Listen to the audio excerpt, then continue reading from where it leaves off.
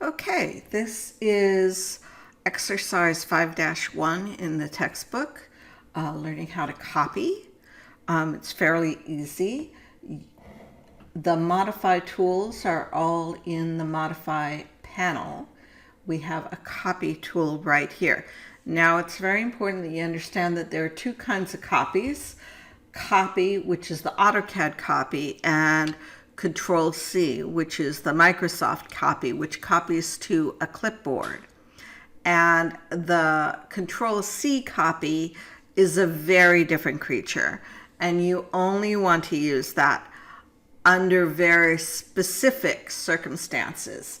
90% of the time when you're working in a drawing, you're going to be using the copy tool right here.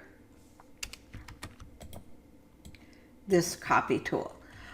You also can type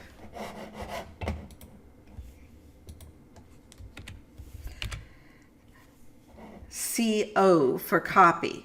Don't do C. C is circle. So CO is copy for the shortcut key. So you're going to go copy, and then you're going to use the window to select everything in the red box. And you may recall, to draw a window or use a window to select, you click on the left side of the objects you want to select, and then draw a window, and then click to complete the window. Now notice it's still saying select objects, so you could select more things, but you're going to enter to say you're done with the selection set.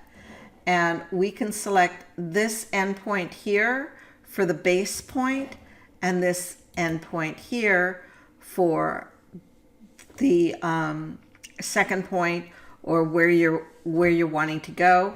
Notice I'm still in the copy command. To exit the copy command, I just right click and go enter.